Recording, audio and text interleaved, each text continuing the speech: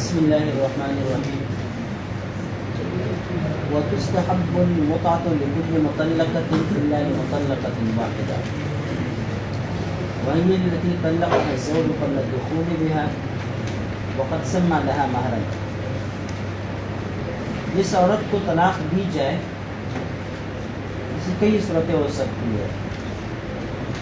پہلی صورت یہ ہے کہ وہ عورت ایسی ہے جس کے لیے مہر مقرر کر دیا گیا ہے عند العقد،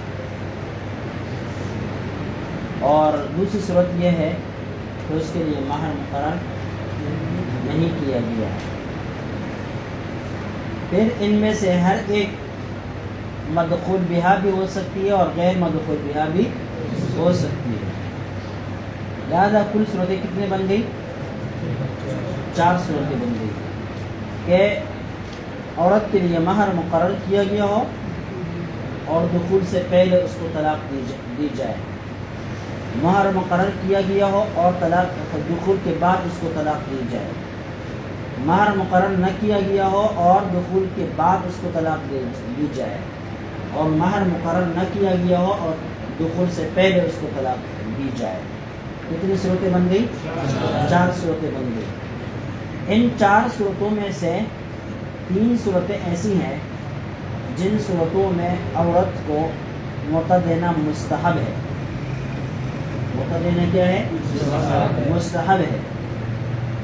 اور ایک صورت ایسی ہے کہ جس میں عورت کو متع دینا مستحب نہیں بلکہ واجب. کیا ہے؟ واجب ہے. اور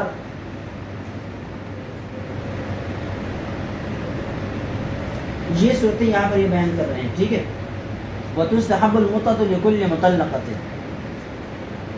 کہ متع مستحب ہے ہر مطلقہ کو، الا لمطلقۃ واحدہ، البتہ ایک مطلقہ کو متع دینا مستحب نہیں ہے بلکہ کیا ہے؟ واجب ہے. وہ کون سا ہے؟ ایک صورت وجوب کی ہے، وہ تو وہ ہے کہ جس میں مہر مقرر نہ کیا گیا ہو اور دخول سے پہلے اس کو طلاق دے دی جائے. اس میں کیا دینا؟ متع دینا واجب ہے. وَمَتِّعُوهُنَّ عَلَى الْمُوسِعِ قَدْرُهُ وَعَلَى الْمُقْتِرِ قَدْرُهُ، جیسے کہ کل درس میں گزر چکا ہے.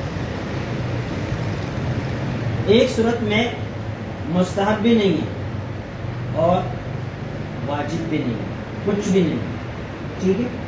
وہ صورت یہ ہے وَهِيَ الَّتِي طَلَّقَهَا الزَّوْجُ قَبْلَ الدُّخُولِ بِهَا وَقَدْ سَمَّى لَهَا مَهْرًا، کہ دخول سے پہلے طلاق دی ہو اور حال یہ کہ اس عورت کے لیے مہر مقرر کر دیا گیا ہے.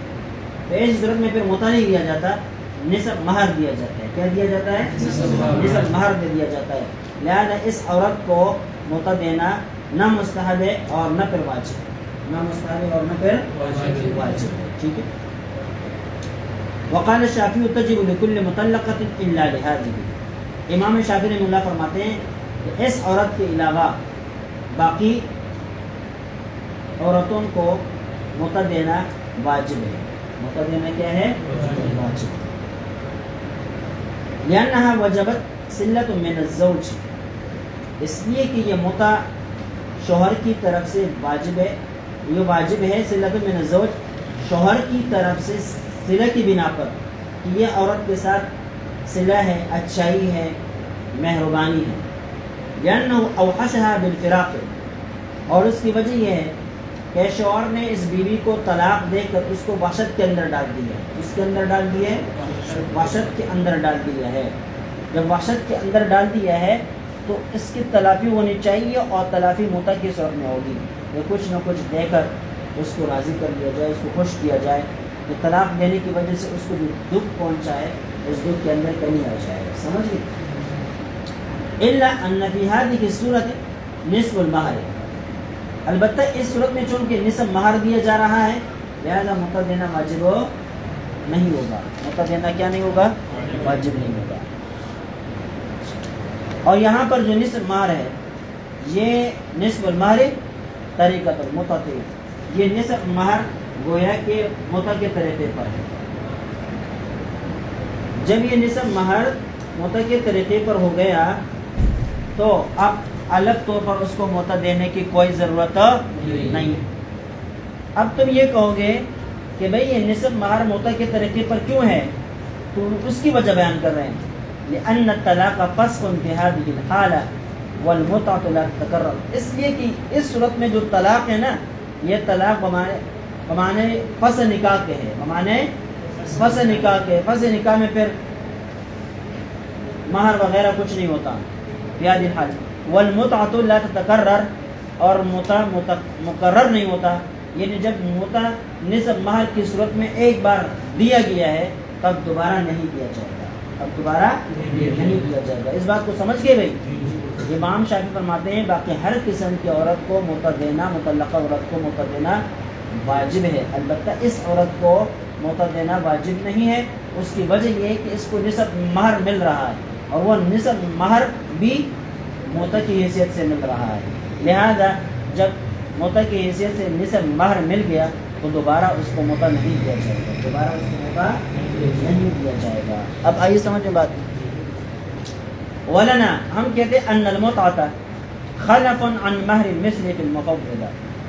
دیکھیں صحیح طرح سمجھنے کے لیے دیکھیں ہمارے نزدیک گویا کہ متع کی کتنے صورتیں بنیں گی؟ 3 صورتیں بنیں گی. ایک متع واجبہ، کیا کون سی صورت ہے وہ؟ جب قبل دخول طلاق دے دی جائے اور مہر مقررہ نہ کیا گیا ہو، تو یہاں متع جو دیا جائے گا بطور وجوب کے دیا جائے گا. ٹھیک ہے. باقی جو دو صورتیں ہیں، مہر مقرر کیا گیا ہے اور قبل دخول طلاق دے دی گئی ہے، تو یہاں پر کیا ہے؟ متع نہیں دیا جائے گا، یہاں بلکہ نصف مہر دیا جائے گا. طلاق قبل دخول دی گئی ہے اور مہر نہیں، طلاق بعد دخول دی گئی، طلاق بعد دخول دی گئی، مہر مقرر ہے یا نہیں ہے، تو اس صورت میں متع دینا کیا ہے؟ مستحب ہے. کیوں؟ اس لیے کہ دونوں صورتوں میں پورا مہر لازم آ رہا ہے. ساتھ ساتھ اگر ان کو کیا دیا جائے، متع بھی دے دیا جائے تو مستحب رہے گا، متع دے دیا جائے تو کیا رہے گا؟ مستحب رہے گا. لہذا 2 صورتوں میں متع دینا مستحب ہے. ایک صورت میں متع دینا احناف کے نزدیک واجب ہے، اور ایک صورت میں نہ مستحب ہے اور نہ واجب، نہ مستحب ہے اور نہ واجب ہے. پھر پڑھے بھائی اگر امکان کا حصہ ہو جائے تو دیکھیں طلاق بعد الدخول ہے، کیا ہے؟ اور مہر مقرر کیا گیا ہے، تو اس میں کیا ہوتا ہے؟ پورا مہر لازم آتا ہے نا. لہٰذا اس پورے مہر کے ساتھ ساتھ اگر متع دیا جائے تو مستحب رہے گا. کیا رہے گا؟ مستحب رہے گا. اس طرح بعد الدخول طلاق دے دی جائے اور مہر مقررہ نہیں ہے، تو اس میں کیا دینا پڑتا ہے؟ پورا مہر مثلی دینا پڑتا ہے، مہر مثل دینا پڑتا ہے. لہذا مہر مثل دے دیا جائے اور اس کے ساتھ ساتھ اگر متع کے طور پر بھی کچھ دے دیا جائے تو یہ بھی مستحب رہے گا. 2 صورتیں استحباب کی ہو گئی. ایک صورت جو ہے نا وہ وجوب کی ہے. وہ کون سی ہے؟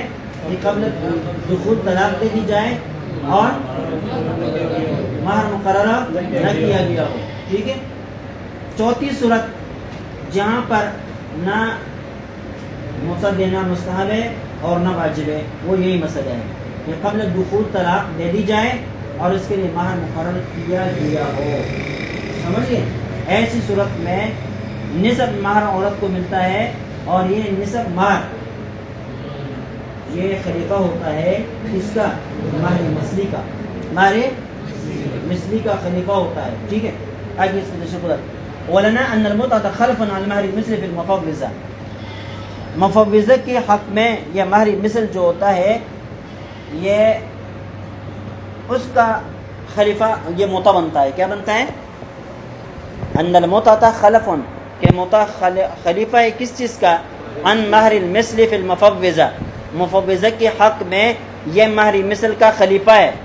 مفوضہ کے حق میں، مفوضہ اس عورت کو کہا جاتا ہے جو بغیر مہر مقرر کیے کسی شخص کے ساتھ اپنا نکاح کرا دیتی ہے. اس کو کیا کہتے ہیں؟ مفوضہ.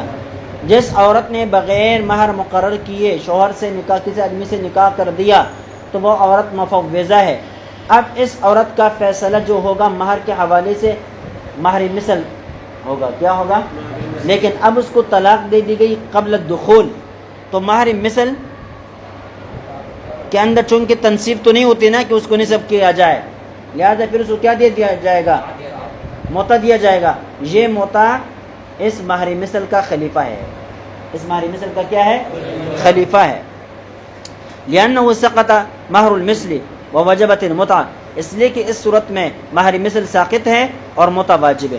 والعقد یوجب العوض فکان خلفا، اور عقد کی وجہ سے تو کوئی نہ کوئی معاوضہ آتا ہی ہے، لہٰذا یہ جو معاوضہ آیا ہے کس کی صورت میں؟ متع کی صورت میں. فکان خلفا، یہ مہر مثل کا خلیفہ ہوگا. اور اصول یہ ہے والخلف لا یجامع الاصل ولا شیئا منه، اصول یہ ہے کہ خلیفہ اصل کے ساتھ اور اصل کے کسی جز کے ساتھ جمع نہیں ہو سکتا. یا تو خلیفہ رہے گا یا اصل رہے گا یا اصل کا جز رہے گا. جب تک اصل موجود ہے یا اصل کا جز موجود ہے وہاں خلیفہ نہیں آ سکتا، اور جہاں خلیفہ آ جائے وہاں اصل تیر نہیں سکتا. اب بات سمجھ میں نہیں آئی؟ ہم نے متع کو لازم کر دیا تو مہر مثل کو بگا کر، اب اگر تم مہر مثل کو ثابت کر لو گے تو کیا ہو جائے گا؟ پھر تو خلیفہ نہیں ٹھہر سکے گا. اب بات آئی سمجھ میں؟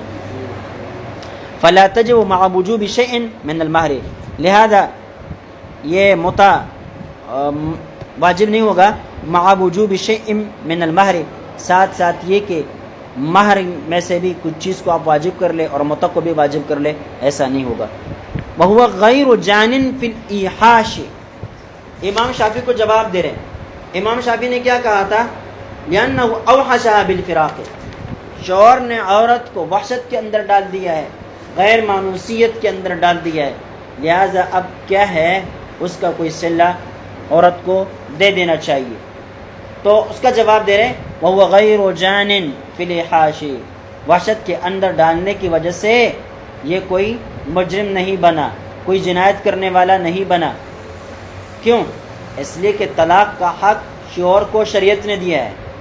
جب شریعت کے حق کو اس نے استعمال کر دیا ہے تو اس کی وجہ سے وہ کوئی مجرم نہیں بنا، مجرم نہیں بنا. فلا تلحقه الغرامۃ به، لہذا جب وہ مجرم نہیں بنا تو طلاق دینے کی وجہ سے اس کے اوپر کوئی تاوان نہیں آئے گا. فکان من باب الفضل، لہذا اگر اس صورت میں وہ متع وغیرہ دیتا بھی ہے، متع کی جو صورتیں تو وہ صرف اور صرف کیا ہے؟ فضل اور احسان ہوگا، فضل اور احسان ہوگا. وَإِذَا زَوَّجَ الرَّجُلُ بِنْتَهُ عَلَى، اچھا یہ باقی صورتوں میں جو استحباب کا قول ہے نا تو وَلِلْمُطَلَّقَاتِ مَتَاعٌ بِالْمَعْرُوف، ٹھیک ہے، متاع سے یہاں متع مراد لے لیا جاتا ہے. یہاں مطلقہ عورتوں کو کیا دے دینا چاہیے؟ متع دے دینا چاہیے. استحباب کی صورتوں کی دلیل ہے. وَإِنْ زَوَّجَ الرَّجُلُ بِنْتَهُ عَلَى يُزَوِّجَهُ الْمُتَزَوِّجُ بِنْتَهُ أَوْ أُخْتَهُ لِيَكُونَ أحد العقدين عوضا عن الآخر فالعقدان جائزان ولكل واحدة منهما مہر مثلها.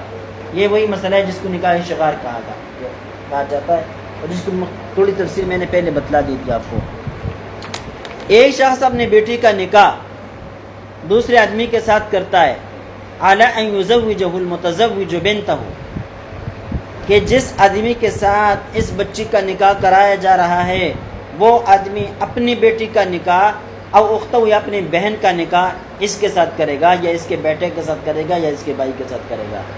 لیکون احد العقدین عوضا عن الاخر، تاکہ ان میں سے ہر ایک عقد دوسرے عقد کا عوض بن جائے.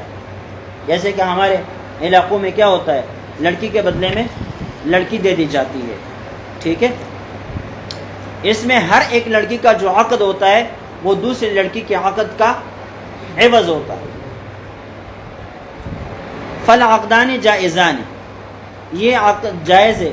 وَلِكُلِّ وَاحِدَةٍ مِّنْهُمَا مَهْرُ مِثْلِهَا، چونکہ یہاں الگ طور پر کوئی مہر مقرر نہیں کیا گیا ہے تو اس عورت کو الگ طور پر اپنا اپنا مہر مثلی دے دیا جائے گا ہر عورت کو.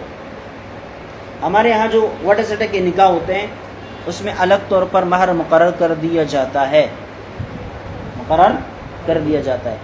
دیکھیے نکاح شغار کی تعریف یہ ہے کہ ایک شخص اپنی بیٹی یا بہن کا نکاح دوسرے کے ساتھ اس شرط پر کر دے کہ بدلے میں وہ بھی اپنی بہن یا بیٹی کا نکاح اس نکاح کرنے والے کے ساتھ یا اس کی کسی اور ماتحت آدمی کے ساتھ کرے گا. مثال کے طور پر میں کرتا ہوں اپنے بیٹے کے لیے نکاح, ٹھیک ہے, اور آپ اپنے لیے میں اپنے بیٹے کے نکاح کرتے ہیں, تو شرط یہ رکھتے ہیں کہ میں اپنی بیٹی دوں گا آپ کے بیٹے کو, اور تم اپنی بیٹی کا نکاح میری بیٹی کے ساتھ کر دو گے, ٹھیک ہے, یا اپنی بہن کا نکاح میرے بیٹے کے ساتھ کر دو گے, یا اپنی بہن کا نکاح میرے ساتھ کر دو گے, میں آپ کے ساتھ کر دوں گا. اس طرح اس کو کیا کہتے ہیں؟ نکاح شغار, جب کہ درمیان میں کوئی اور مہر مقرر نہ کیا جائے. ولا صداق بینہما کے الفاظ ہے حدیث میں, کہ درمیان میں کوئی اور مہر مقرر نہ ہو, بس میری والی لڑکی آپ کی لڑکی کا مہر ہو اور آپ والی لڑکی کا مہر میری والی لڑکی بن جائے. اب بات آئی سمجھ میں, یہ کیا ہے؟ نکاح شغار ہے, اور یہ شریعت کے اندر ناجائز. شغار کے الفاظ نکلے ہیں شغور سے. اس کے دو مطلب ہیں, ایک ہے اٹھانا اور ایک مطلب ہے خالی کرنا. وہ کہتے ہیں نا جب کتا پیشاب کر رہا ہوتا ہے اس وقت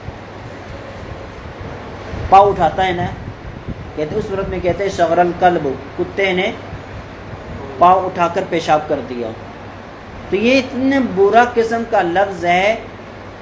اکابر لکھتے ہیں, علماء لکھتے ہیں, علامہ کرمانی نے لکھا ہے کہ ایسا لگتا ہے کہ گویا کہ یہ وٹا سٹا کے نکاح کرنے والے ایسا کہتے ہیں کہ تم ہماری بہن یا بیٹی کا پیر اٹھاؤ اس شرط پر کہ تمہاری بیٹی یا بہن کے پیر میں اٹھاؤں گا. سمجھ گئے؟ اس قسم کی تعبیر انہوں نے کر دی ہے. تو اس سے اس کی کراہت اور اس کا برا ہونا ثابت ہو رہا ہے, ٹھیک ہے. دوسرا مطلب اس کا ہے خالی کرنا. تو چونکہ اس میں کوئی الگ طور پر مہر مقرر نہیں کیا جاتا, بلکہ ہر ایک شخص اپنے متولی یا بیٹی جو ہوتی ہے یا بہن جو ہوتی ہے اس کی ولایت میں اس کی نکاح کو مہر سے خالی کر دیتا ہے, اس کے بدلے میں لڑکی لیتا ہے. اس کے بدلے میں کیا لیتا ہے؟ لڑکی لیتا ہے. اس وجہ سے اس کو نکاح شغار کہتے ہیں. کیا کہتے ہیں؟ نکاح شغار کہتے ہیں. یہ دور جاہلیت کے نکاحوں میں سے ایک نکاح ہوا کرتا تھا, اور آج بھی دور جاہلیت کا یہ رسم ہمارے ان لوگوں میں جو سب سے زیادہ اپنے آپ کو دیندار کہتے ہیں, سب سے زیادہ اپنے آپ کو دیندار کہتے ہیں, انہی لوگوں میں یہ رائج. اب اس بارے میں یہ بات ہے, تفصیل سے بتا رہا ہوں کہ حدیث میں اس کی جو ممانعات آئی ہے, لا شغار فی الاسلام, نہا رسول اللہ صلی اللہ علیہ وسلم عن الشغار, نبی پاک صلی اللہ علیہ وسلم نے شغار سے منع کر دیا. بعض روایتوں میں ہے کہ شریعت میں اسلام میں شغار کا تصور ہی نہیں ہے, یہ ناجائز معاملہ ہے. سمجھ گئے؟ اب اس کی تعریف آئی ہے. تعریف یہ ہے کہ لڑکی لڑکی کے بدلے میں ہو اور بیچ میں کوئی مہر نہ ہو, بیچ میں کوئی مہر نہ ہو. اب یہ لڑکی لڑکی کے بدلے میں ہو, درمیان میں کوئی مہر نہ ہو, یہ الفاظ آیا حدیث کا حصہ ہے یا نہیں ہے, اس بارے میں علماء کا اختلاف ہے. امام شافعی فرماتے ہیں کہ مجھے نہیں پتہ کہ یہ حدیث کا ٹکڑا ہے یا امام مالک کا قول ہے یا امام نافع کا قول ہے, جو امام مالک رحمہ اللہ کے استاد اور عبداللہ بن عمر رضی اللہ تعالیٰ عنہ کے شاگرد. تو بتلاتے ہیں کہ اس حدیث کے اس ٹکڑے کے بارے میں یہ پتہ نہیں لگایا جا سکتا کہ آیا یہ حدیث کا ٹکڑا ہے یا نہیں.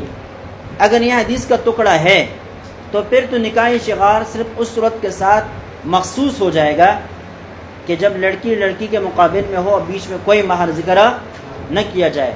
لیکن اگر یہ حدیث کا ٹکڑا نہ ہو, کسی امام کا اپنی طرف سے تعارف ہو نکاح شغار کا, تو اس صورت میں پھر مہر مقرر کیا جائے یا نہ کیا جائے, دونوں صورتوں میں جب لڑکی لڑکی کے مقابل میں ہے تو نکاح شغار ہے, تو نکاح شغار ہے. اس کے ایک دلیل ابو داود میں ہے. حضرت امیر معاویہ رضی اللہ تعالیٰ عنہ کے دور حکومت میں اس طرح واقعہ پیش آیا تھا عراق میں کہ ایک آدمی نے کسی عورت کے ساتھ نکاح کر دیا تھا.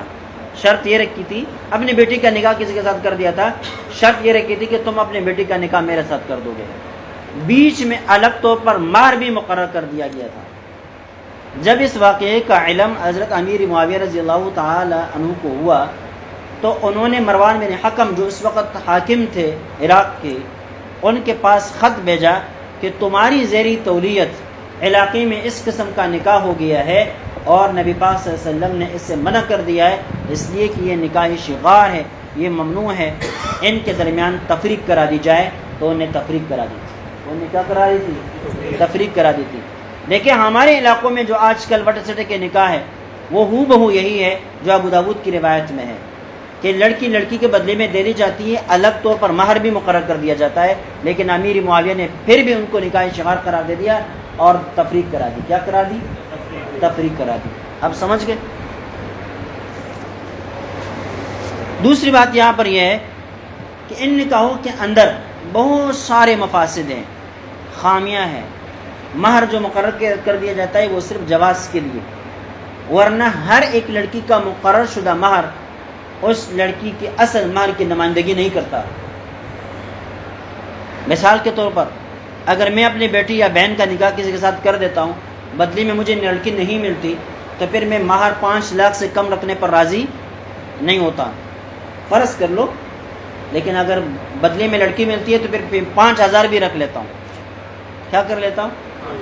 5,000 بھی رکھ لیتا ہوں۔ ایک دوسری بات یہ ہے کہ یہاں لڑکیوں کو کوئی مہر ملتا نہیں ہے، ہر ایک لڑکی اپنے شوہر سے مہر کا مطالبہ نہیں کر سکتی، اس لیے کہ اس کو پتہ ہوتا ہے کہ اگر میں اپنے شوہر سے مہر کا مطالبہ کروں گی تو میرے بھائی سے بھی اس کی بیوی پھر کیا کرے گی؟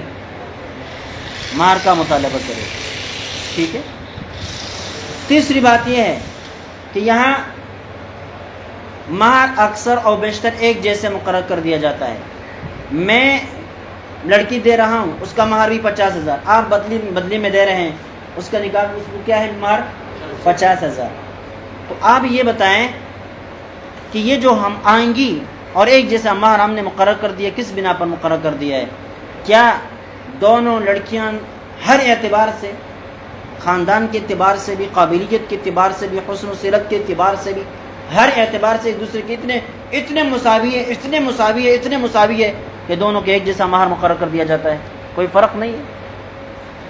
تو یہاں پر جو ایک جیسا مہر مقرر کر دیا جاتا ہے، اس کا واضح مطلب یہ ہے کہ یہ صرف ایک جواز کا بہانہ ہے، حقیقت یہ حقیقی مہر نہیں ہے۔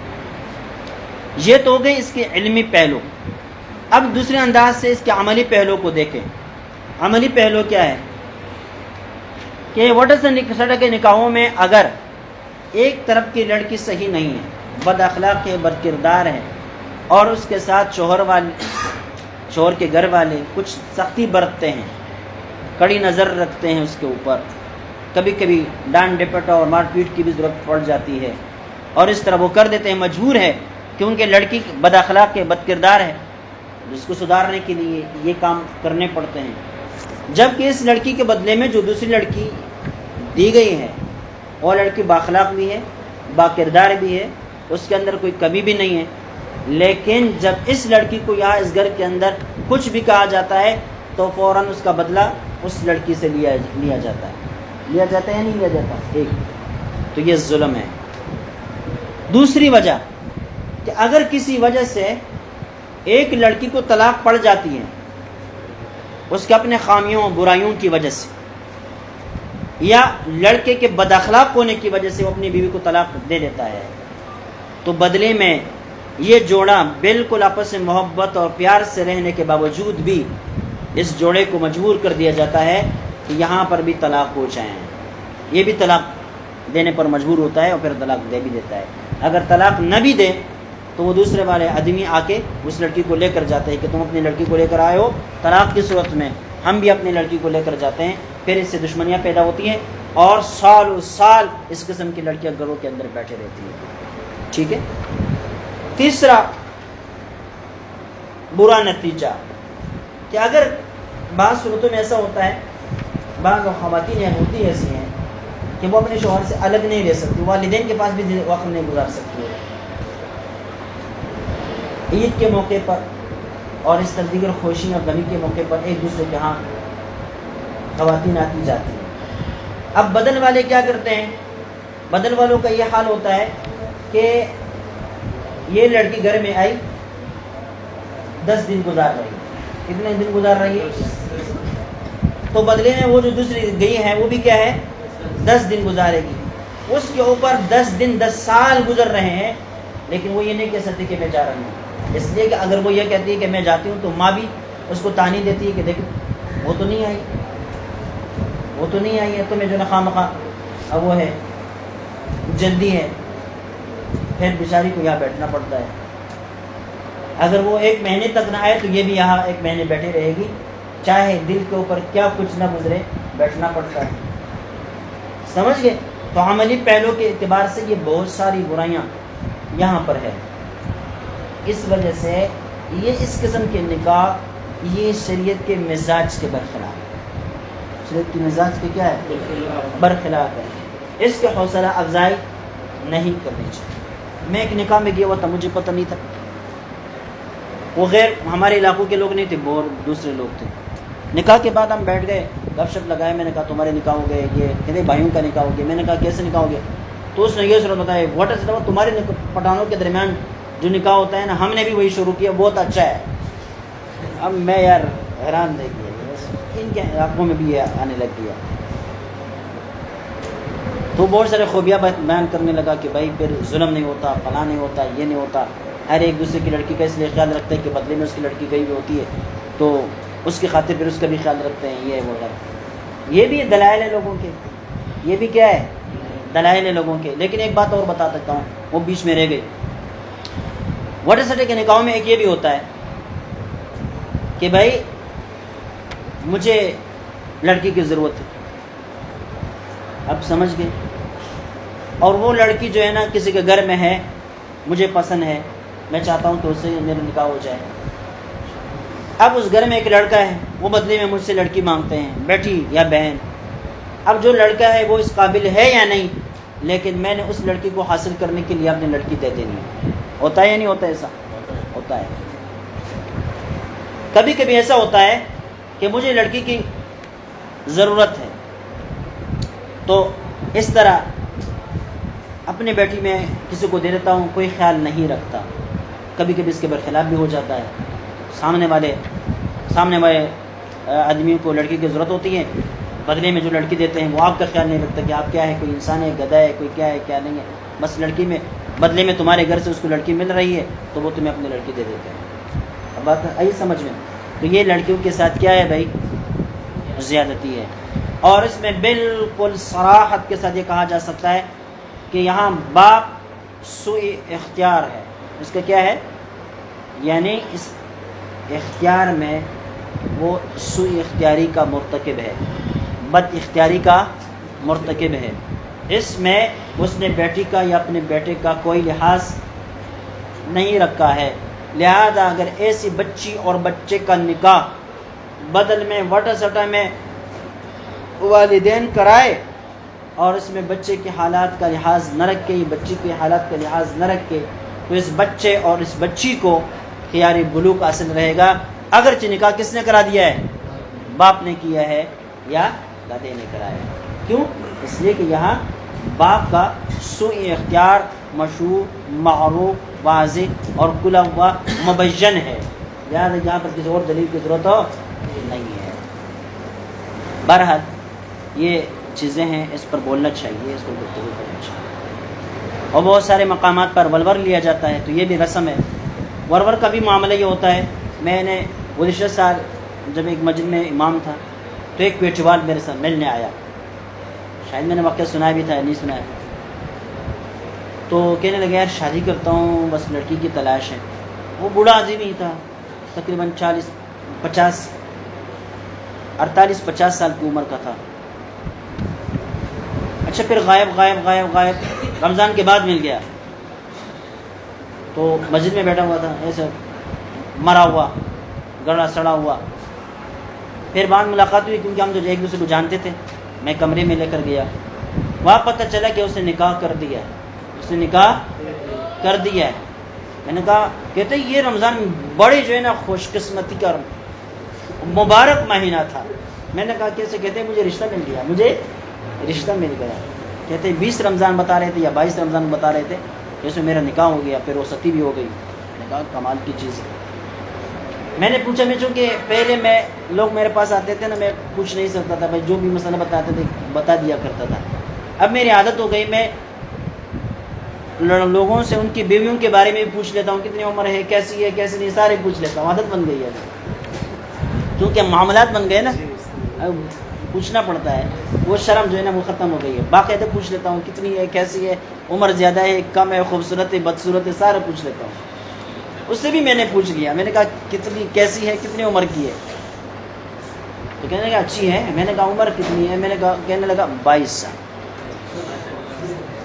22 میں نے کہا بھائی کیسے، اس سے قوم کون سی ہے، کہتے کوئٹی والی ہے ہماری ہے، کاکڑ قوم ہے۔ میں نے کہا ملی کیسی بھائی، کہنے لگا 20 لاکھ روپے پر ملی۔ اب بتائیں، فرض کر لیں اگر یہ 20 لاکھ روپے نہ ملتے تو اس آدمی 50 سال آدمی کے ساتھ کوئٹی وال 22 سال لڑکی کا نکاح ہوتا؟ کبھی نہ ہوتا۔ بتائیے سمجھو۔ درویشے میں جب میں تھا تو ایک طالب علم آئے، بڑے بے تکلف قسم کے طالب علم تھے ہمارے ساتھ، کہنے لگے کہ ہماری جو جزات بہنیں ہیں اور بڑے اوصاف بیان کی تھی، اتنی خوبصورت ہے، ایسی ہے ایسی ہے ایسی ہے۔ تو میں نے کہا کیا معاملہ ہوا، کہتے ہم رشتہ مانگتے ہیں ہمیں نہیں دے رہے، ہم رشتہ مانگتے ہیں ہمیں نہیں دے رہے۔ تو میں نے کہا کس کو دے رہے، کہنے لگے ابھی ان کا رشتہ آیا ہے کسی اور جگہ سے، اور وہ آدمی بڑی بڑی عمر کے ہیں، دو بہنیں ہیں، ایک کے ساتھ بات ہوئی 50 لاکھ کی اور دوسرے کے ساتھ بات ہوئی ہے 35 لاکھ۔ تو اب وہ دے رہے ہیں وہاں پر، کہتے اس کی ماں کہتی ہے، باقاعدہ اس کی ماں کہتی ہے کہ ہم اس کے ذریعے سے اپنے غربت میں اٹھائیں گے۔ اب بتائیں اس قسم کے نکاح تو اب یہ کوئٹی وال مولوی کتنے زیادہ ہے بھائی، یہاں کتنے بیٹھے ہیں، یہ سارے کوئٹی وال بیٹھے ہیں، ان کے یہاں یہ ساری چیزیں ہو رہی ہے اور یہ کیا ہے، ٹس سے مس نہیں ہو رہے ہیں معاملات۔ پھر کیا ہوتا ہے، پھر ہوتا یہ ہے کہ بیچارے طلاق دے بھی نہ تو پھر طلاق کو ظاہر نہیں کرتے کیونکہ معاملات گمبھیر ہوتے ہیں۔ ایک مولوی صاحب نے مجھے فون کیا، اچھے آدمی تھے، درویشے میں میری عادت یہ ہوتی تھی میں مطالعہ کرتا تھا شام کے وقت رات کے وقت، پھر میں کسی کو فون نہیں اٹھاتا تھا، جیسے بھی ہونے دو۔ تو عشاء کے بعد میں مطالعہ کرنے کے لیے بیٹھا تھا، کالیں آ رہی تھی، میں نہیں اٹھا رہا تھا۔ صبح تک جب کالیں میں نے دیکھی نا تو 200 سے زیادہ کالیں آئی تھی، لیکن میں نے اٹھائی نہیں۔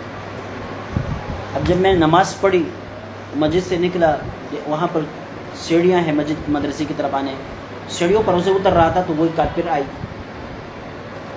تو اپنا تعارف کرایا، فلاں مولوی صاحب بات کر رہا ہوں، اور کہنے لگے مفتی صاحب آپ نے تو میری ساری رات خراب کر دی، میں آپ کالے کرتا ہوں، کالے کر رہا ہوں، آپ اٹھا نہیں رہے ہیں۔ میں نے کہا وجہ کیا ہے، کہتے ہیں میری ساری رات خراب ہو گئی۔ میں نے کہا کیسے، وہ میرے خیال سے بیوی کو راضی کر رہا تھا کسی چیز کا کام کے لیے، وہ راضی نہیں ہو رہی تھی تو اس کو بہن کہہ دیا۔ ہم کہتے ہیں نا کسی کو راضی کرتے ہیں، بھائی نہیں ہو یار، بہن نہیں ہو یار، تو کہتے ہیں میں نے بہن کہہ دیا، جیسے منہ سے بہن نکل گیا تو بس جو ہے نا وہ عورت بھی جو ہے نا وہ بیوی بھی وہ ہو گئی، ڈرنے لگ گئی، اور مجھے بھی جو ہے نا بس خیال آ گیا اب کیا بنے گا۔ میں نے کہا اگر چلی جاتی دوسرے کر رہے تھے، کہتے کہاں کیسے کر سکتا ہوں، یہ 25 لاکھ کی ہے پھر 25 اللہ اکبر کبیرہ، زندگی گزر جاتی ہے پھر پیسے کمانے میں، سمجھ گئے۔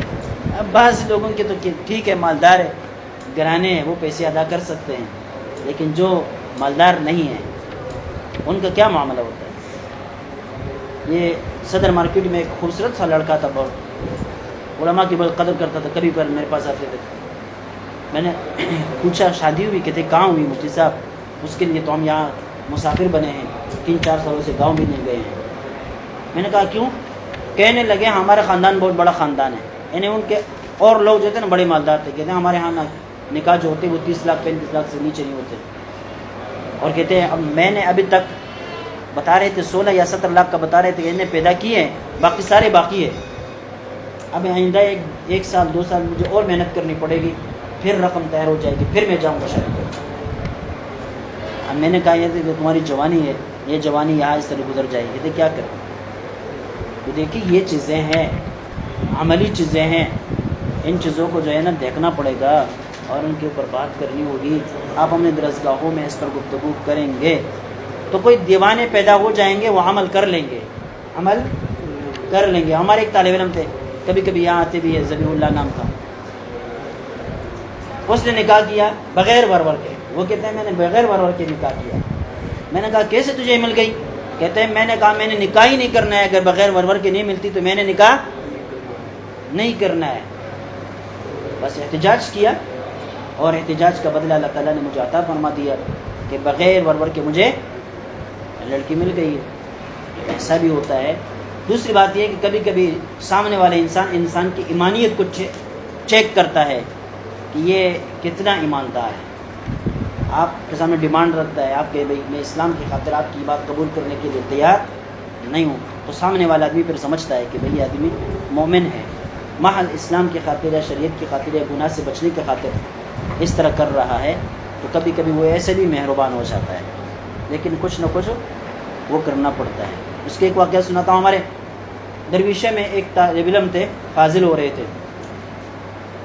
طے یہ ہوا تھا کہ جس دن وہ بخاری کا ختم ہوگا اس دن اس کا نکاح ہوگا, لیکن بدبخت لڑکی نے نکاح سے انکار کر دیا. تقریباً 3 دن پہلے جب نکاح ختم بخاری ہو رہا تھا, بات طے ہوئی تھی, لڑکی نے نکاح سے انکار کر دیا کہ داڑھی والا ہے. کیا ہے؟ مولوی سے شادی نہیں کرنی ہے, داڑھی والے سے شادی نہیں کرنی. اب خدا نے کرنا ایسا تھا کہ ان 3 دنوں کے اندر نیا رشتہ پیدا ہوا, اس لڑکے کا نکاح بخاری کے ختم پر ہو گیا. لیکن وہ لڑکی بعد میں مجھے پتہ چلا کہ 8 سال بیت چکے, اس لڑکی کا کوئی رشتہ نہیں آیا. ایسا بھی ہوتا ہے. اب بات سمجھ میں آئی نہیں ہے. ایک آدمی کا بلوچ تھا, بڑا صوفی بزرگ تھا اور امیر صاحب تھا, شب جمعے کے لیے جاتا تھا, بڑا اچھا آدمی تھا, نمازی تھا. شادی کی, شادی کے بعد میں نے دیکھا داڑھی کٹی ہوئی ہے, اتنی سی رہ گئی ہے, پروفیشنل سا بن گیا ہے, خوبصورت سا. یقین کرے 2 ہفتے نہیں گزرے تھے کہ میرے بڑے بھائی کے پاس آیا اور اس سے بات کرنے لگا کہ میری بیوی بھاگ گئی ہے, تقریباً 1 ہفتہ 2 ہفتے ہو گئے, بس اب واپس نہیں آ رہی.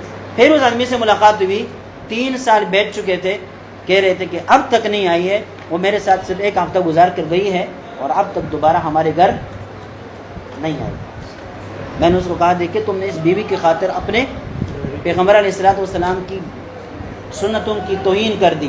عورت کو بھی پتہ چلا کہ تم جب پیغمبر کی سنتوں کی تم کسی ایک شخص کے کہنے پر توہین کر سکتے ہو تو پھر کسی اور کے کہنے پر تم اس کی بھی توہین کر سکتے ہو, تم اس کی بھی توہین کر سکتے ہو. ایک لڑکی میرے پاس آئی تھی, وہ بھاگ کر کسی کے ساتھ شادی کی ہوئی تھی. کہنے لگی کہ 1 سال تک ہمارا تعلقات بہت اچھے تھے اور ہم الگ رہ رہے تھے, الگ کمرہ تھا, بس بہت بہترین زندگی تھی. لیکن اب حال یہ ہے کہ شوہر نے اتنا بڑا تالا تلاش کیا ہوا ہے, جب گھر سے نکلتا ہے موبائل چھین لیتا ہے, ساری چیزیں بند, پڑوسی کوئی نہیں, اور باہر اتنا بڑا تالا لگا کر چلا جاتا ہے. رات تک مجھے انتظار کرنا پڑتا ہے کہ رات کو وہ آئے گا, دروازہ کھلے گا, بس باقی کوئی صورت نہیں. میں نے کہا ایسا کیوں کر رہا ہے؟ کہنے لگی وہ مجھے کہتا ہے کہ تو نے اپنے والدین کی عزتوں کا خیال نہ رکھ کر میرے ساتھ بھاگی ہو تو تم میری تو پرایا ہو, میری عزت کا کیا خیال رکھو گی؟ ہو سکتا ہے کسی اور کے ساتھ بھاگ جائے, اب میں تو کاروبار پر جاتا ہوں, میں تو تمہیں ساتھ لے کر نہیں جا سکتا, بس گھر کے اندر بیٹھی رہو. ایسا بھی ہوتا ہے. سامنے والا آدمی پھر انسان کی حالت کو چیک کرتا ہے کہ یہ کیسا ہے اور کیسا نہیں. لہٰذا یہ ساری چیزیں معاشرتی مسائل ہے اور ان چیزوں کو سمجھنے کی ضرورت ہے اور اس پر بولنے کی بھی ضرورت ہے. چلیے اب تک کافی ہے میرے خیال سے.